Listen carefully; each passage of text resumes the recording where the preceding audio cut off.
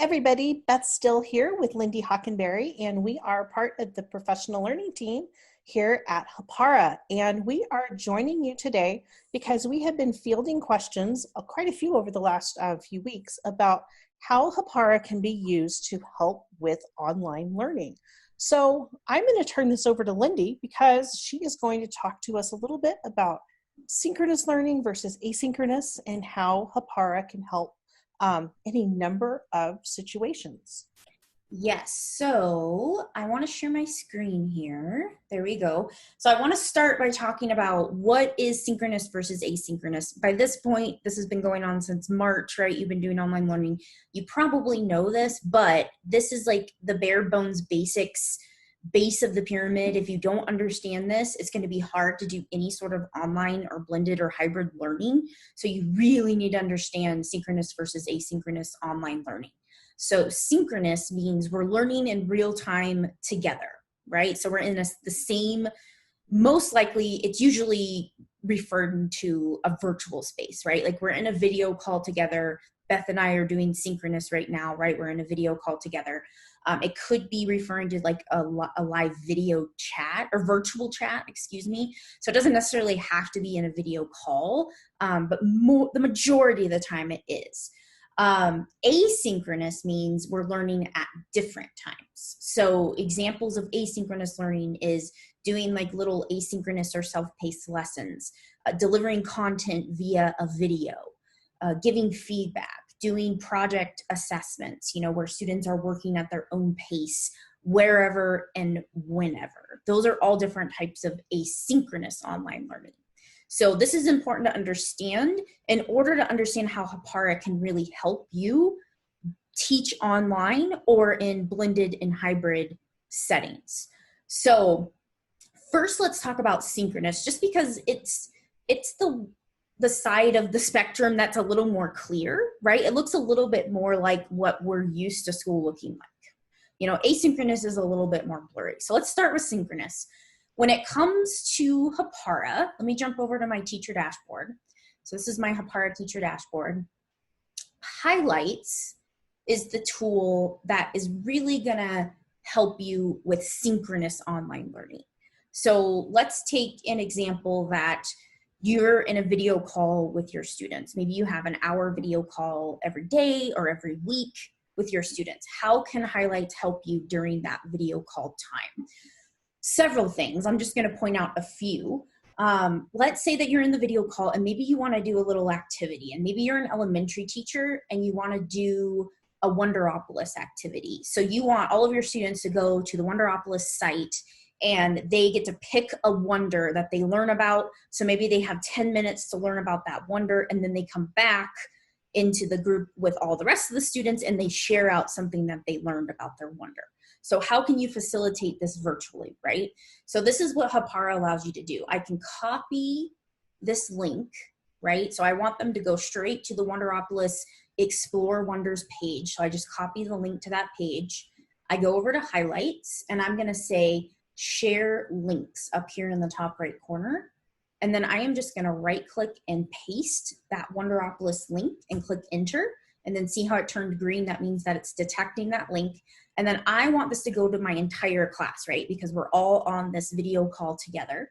So I say, who's the session for? The entire class. And then I click share links. Now let me flip over to my student view. This is my student, Justin. See what just happened?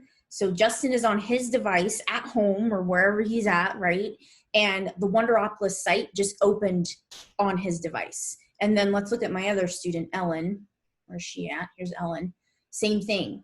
The Wonderopolis site opened up on Ellen's device. So now you don't have to worry about spelling out the URL or putting the URL into the chat, right? Everybody just is right in the website that you want them to use. So that is one really nice feature for using highlights for virtual learning, is the share links feature. Another thing you can do, which is really great, is you can send messages to your students. So I could click on this send message feature, and maybe while they're working, I want to send them a little encouraging message, right? So I've sent them all off. They're on their Wonderopolis sites. They're doing their research. Maybe I want to say, great work, everyone. 5 minutes left. Okay. And then I clicked send message to the whole class, right? Send message. And then what will happen is in the top right corner of every student's device, they'll get that little message that pops up that'll say message from Mrs. Hockenberry. Great work, everyone, yada, yada, yada. So they'll see that little message there. Messages are only teacher to student, not student to teacher or student to student. So messages allow you to send your students information. One other thing I want to show, let's hop over to the activity viewer in highlights. So the purpose of highlights is to help teachers guide learning in real time, right? So that's why we're talking about highlights, using it during synchronous online learning. So the activity viewer gives me kind of this bird's eye view of everything that's going on in my classroom synchronously, right? So I can see all of the websites that students have open on their device, whether we're in face-to-face learning or virtual. So you don't always have the time, especially in a virtual session, because there's lots of things to manage, right? And in face-to-face too. In a virtual session, you've got your chat and your participant list, and you're looking to see if they're raising their hand, and you've got all these different things going on. That's kind of where snaps come into play. So what snaps do is they allow you to save that real-time browsing information, and then you can come back later and address it. So let's look at an example of how you could do that. So I see that I have a student on this 15 Animals That Hibernate website. I want to see what's going on. I see that it's Ellen, right? It tells me that it's Ellen. So I can click this and it opens up that website. And I can see that most likely the wonder that she is exploring is the wonder about what happens if you wake a bear from hibernation, right? So she's doing some additional research to find out what other animals hibernate in addition to bears. Well, that's some really good research, right? And digital citizenship skills that she's displaying. So I'm going to highlight over that website and I'm going to click this little camera icon. And what that does is it takes what's called a snap, and snaps save up here.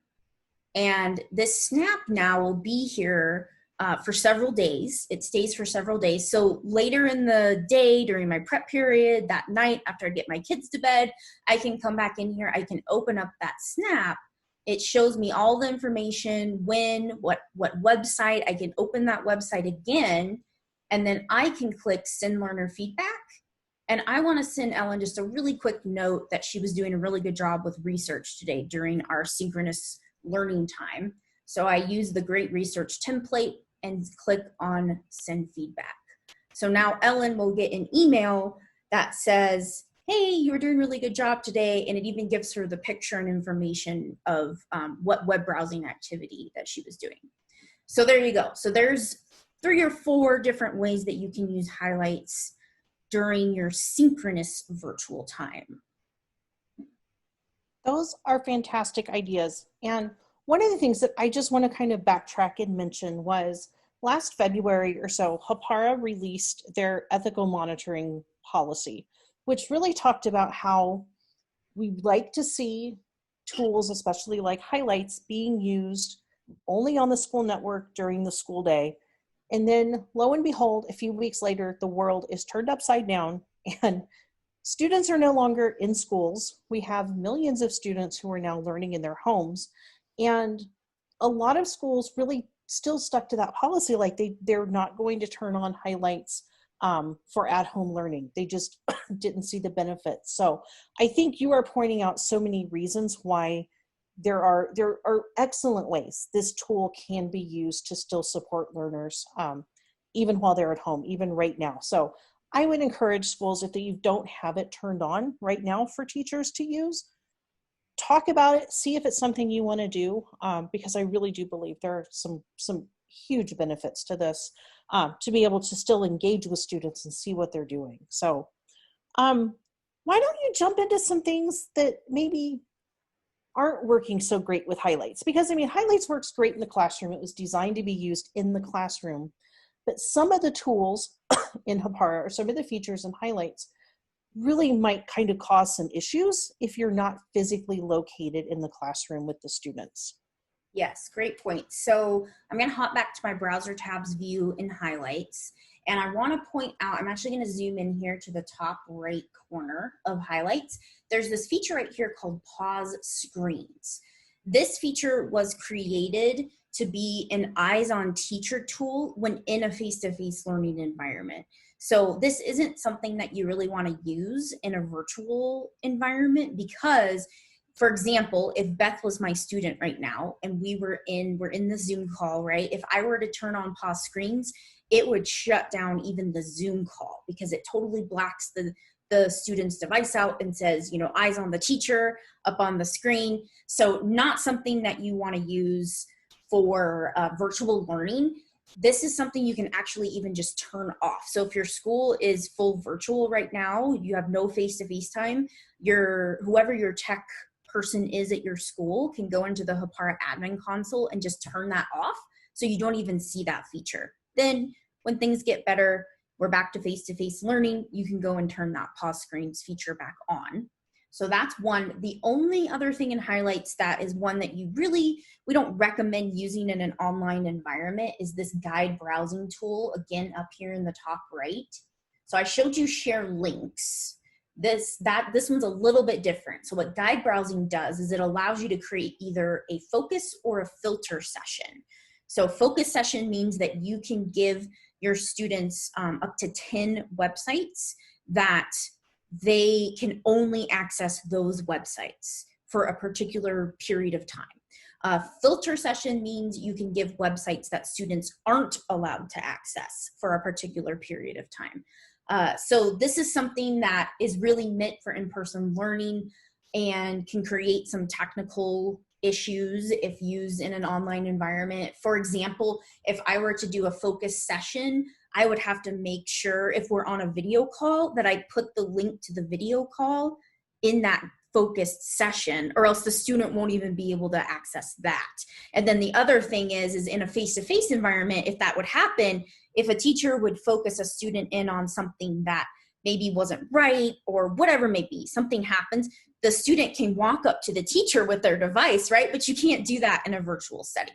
So those are really the only two features and highlights that really just are meant for a face-to-face learning environment and not an online learning environment.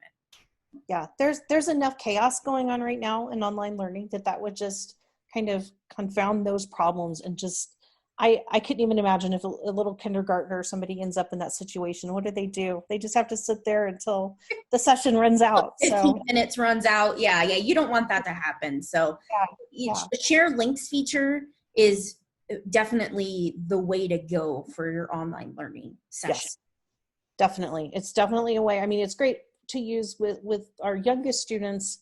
And I taught high school, and I know sometimes it was a challenge to get all students to the same place. So it's excellent to use even with our seniors in high school who kind of sometimes maybe sandbag a little bit and pretend like they don't really know where they're going. So it helps with getting them all to the same place.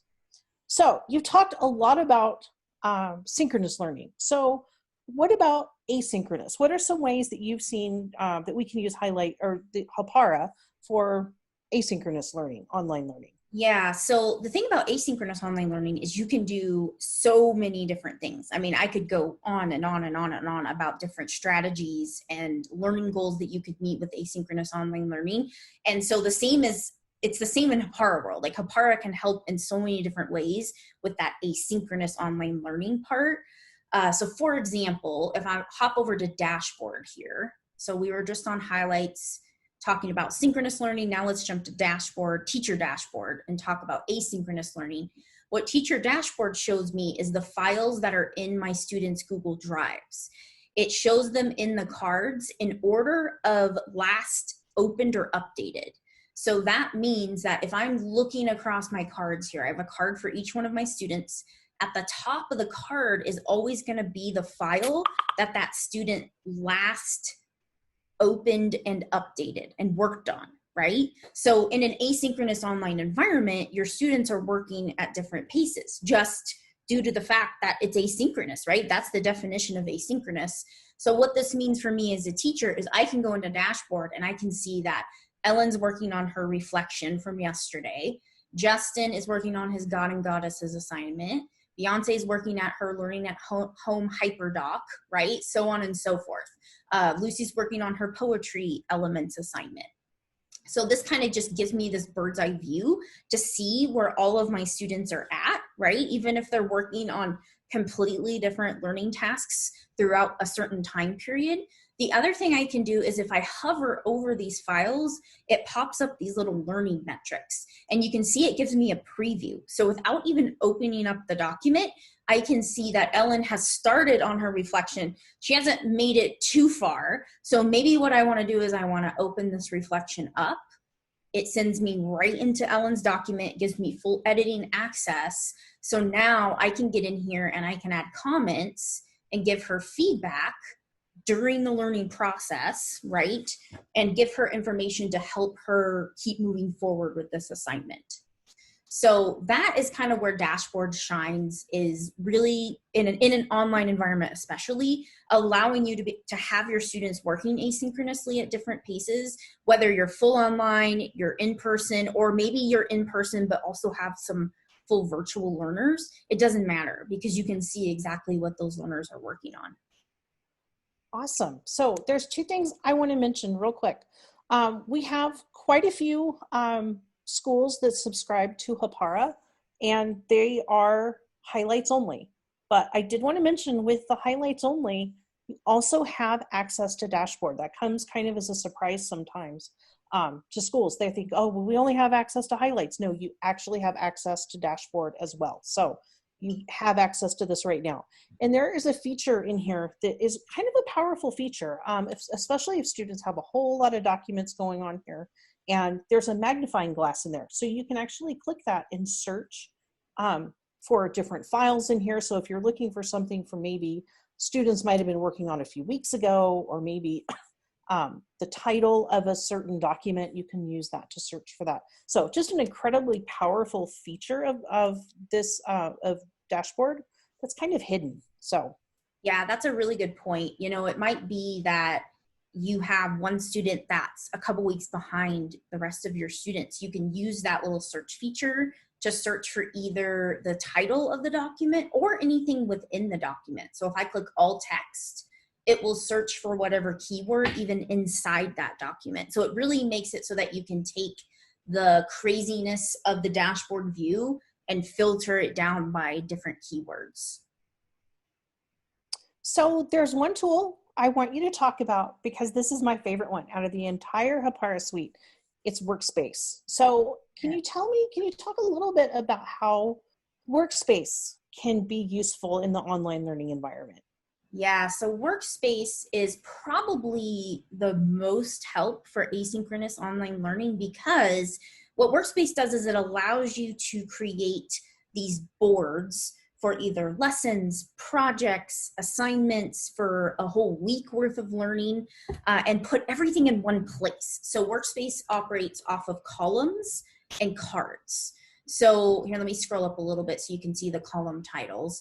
Typically, column 1 is your learning targets or your learning goals, objectives, outcomes, whatever you call them. This is the what you're going to know when you get done with this lesson in column 1.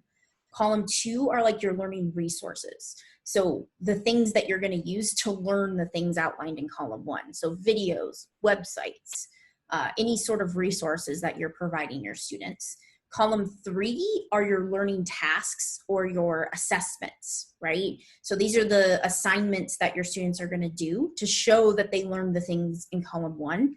And then column 4 is just kind of a very flexible column. You can use it for lots of different reasons. So I like to look at Workspace and explain it as column 1 is what you're going to learn.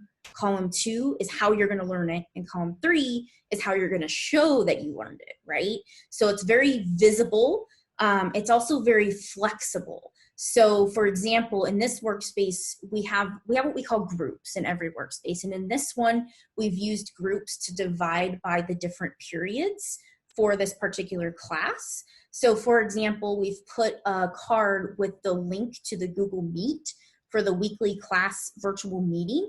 And watch what happens when I click first period.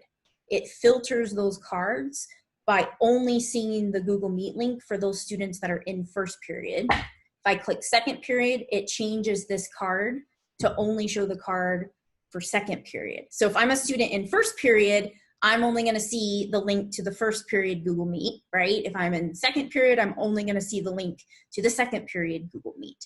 You can use these groups in a million different ways. You can use it to differentiate. So let's say that you have an English language learner in your class or learners in your class. You can put them in a group, and then you can add resources like translated documents and only share it with those learners, right? So it makes differentiating really, really easy, is basically how Workspace comes into play. So easy to differentiate, very flexible. You can use it very small. So maybe you want to start by just having one little lesson in a workspace, and then you could build up to having an entire unit in a workspace. So easy to differentiate, flexible, easy to navigate, and makes learning visible. Those are kind of the tenets of Workspace in a nutshell. One of the things that I love about Workspace too is you can link to so many other tools. So one of the ones that we really like to use quite a bit is Flipgrid. So you're not just stuck using a certain, just certain resources in a workspace. Anything that has a link, you can put in Workspace. Yeah, and actually let me show you what that looks like. So when you want to create a card in Workspace, this is what you get. And so this little option right here, this is all of the different media that you can add to a card. So these are files that you can upload. Google Drive, this attaches straight to your Google Drive. So I can pull any files from my Google Drive and add them to a Workspace card. I can add links to websites or things like Flipgrid, or we use Padlet a ton in Hapara land. I love Padlet. I can even create Google Docs and slides straight from a Workspace card if I want. I do this a lot for reflection type activities. I like to have my students make a one slide and tell me what they learned that day or that week, right? So I can just on the fly create a Google slide and attach it to this Workspace card. So yeah, pretty much anything that you want to attach, audio files, video files. I should mention YouTube videos automatically embed in Workspace cards. So that's a really handy feature. You've talked a lot about Workspace, but I'd really like to jump into something that's pretty brand new. It was just released this last July, and that is Student Dashboard, because there's been so much buzz around that, and understandably so, because a lot of teachers are using Google Classroom and maybe just Google Classroom. Some are using a combination of Google Classroom and Workspace. So go ahead. I know you have Zoe pulled up here, so why don't you just walk us through what we're looking at? Yeah, so Student Dashboard is the student-facing side of Hapara. So up until now, we've been showing the teacher-facing side. Workspace is also student-facing. This is how students can access Workspace, is through My Student Dashboard, but it's so much more. So if students go to mystudentdashboard.com, it takes them to this landing page here. We have our student Zoe, and you can see she is on the To-Do tab. And that's kind of where she lives, because the To-Do tab gives her all of her assignments from all of her classes that are in Workspace, Google Classroom, all in one place, and organizes it by due date. So right now she's looking at all of her classes, so all my classes, right? So I can see that she has a couple assignments overdue. And then if I scroll down, I get any upcoming due dates. So any due dates in the next several days will show with yellow tags here. And then as you scroll down, you kind of get to the other section, right? So then it will move from yellow to white. So it kind of color coordinates for them. It also tells them the day of the week, which if you're a Google Classroom user, Google Classroom doesn't say the day of the week. It just says it's due September 20th, right? Well, I have no idea. I don't even know what today is. So I don't know what day September 20th is, versus Student Dashboard will tell me that's on Monday. It's due on Monday, right? The other thing I can do is I can click, so I can see I have this assignment due today. It's a Google Classroom assignment. If I click on this, it takes me straight to that assignment in Google Classroom. So I don't have to click on the classwork tab and try to find that assignment. It takes me straight to it right here This is a question that I'm supposed to answer, and then I can turn it in. When I'm done, I close out and I'm right back in student dashboard.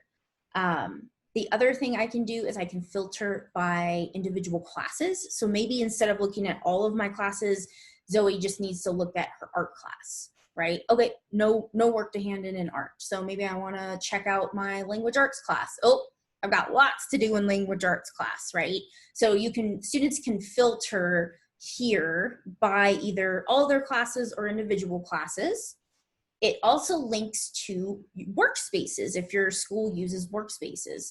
You can get to workspaces here. So here's an example of a workspace assignment. If I click it, it opens me straight into that, even that card in the workspace.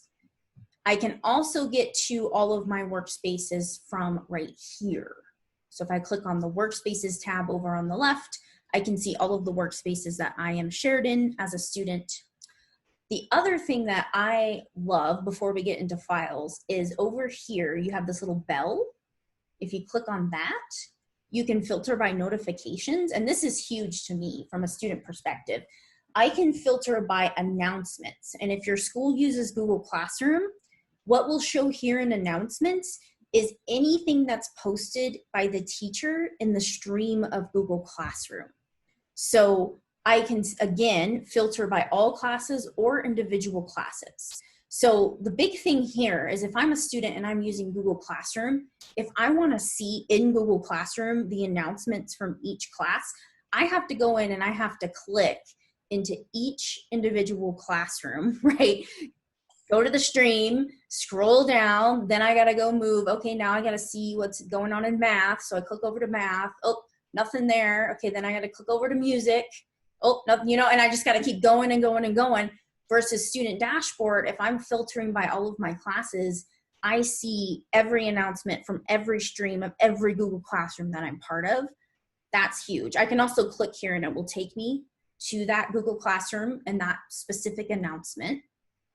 The other thing that's kind of hiding over here is the emails. So if your school uses Google Classroom, you know what that does to a student's email box. Let's take a look at Zoe. I was just going to ask you to do that. Because yeah. If you haven't looked at a student's inbox in a while, it is terrifying. This is what they deal with. And this is why students don't check email, because it looks like this. Yeah. So this is this would be super overwhelming for me as an adult, let alone a student that's in middle school, elementary school, even high school. This would be super overwhelming. So what Student Dashboard does is it takes and it filters out all of those emails that are just notifications from Google Classroom and only shows emails from the teacher to the student.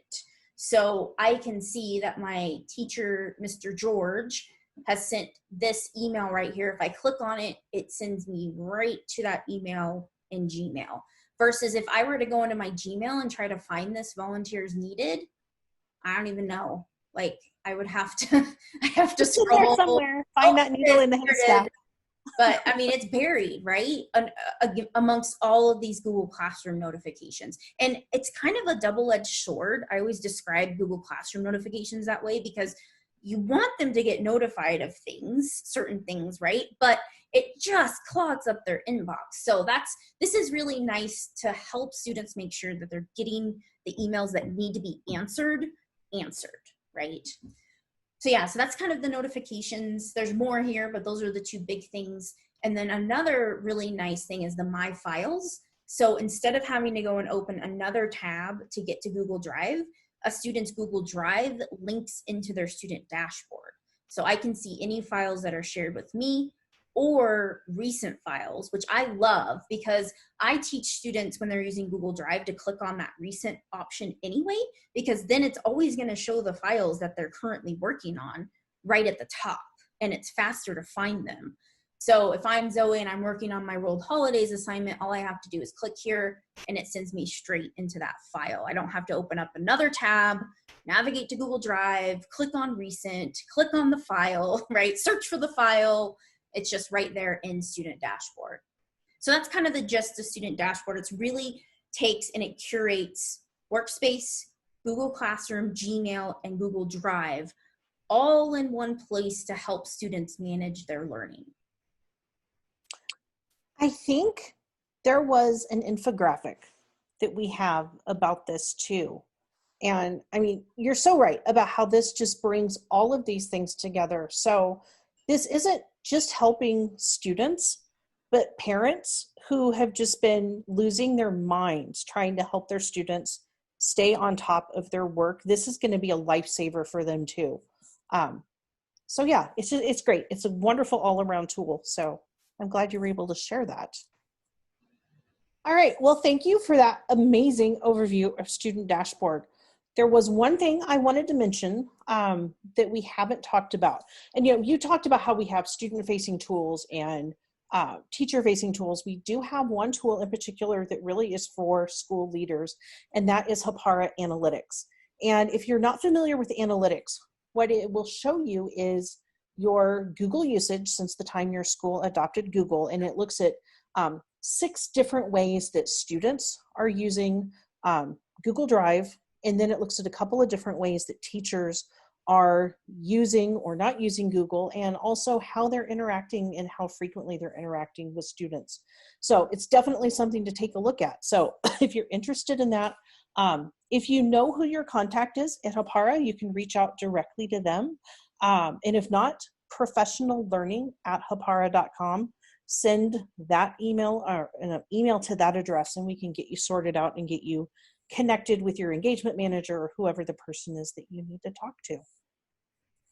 Yeah, I wanted to mention one other thing. We have a couple resources that kind of help you think about how do you use Hapara in online and either blended and hybrid environments. One is this infographic, which I actually pulled up at the beginning to show you the synchronous versus asynchronous.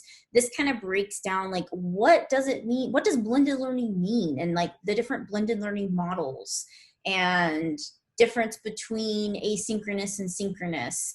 And then at the bottom, it kind of breaks down how Hapara can help in both synchronous and asynchronous environments, and specifically calls out those different ideas for having Hapara help you. So that's one really good resource. We will send this out with this recording. The other one is this using Hapara in online learning environments resource. It has each Hapara tool. So here's teacher dashboard, there's highlights, workspace, and student dashboard. And it kind of goes through some specific strategies that you can use for each of those tools in online learning type environments. And keep in mind, this can be for full online learning and also the online portion of a blended or hybrid model as well. So again, we'll send this out with the recording of this webinar.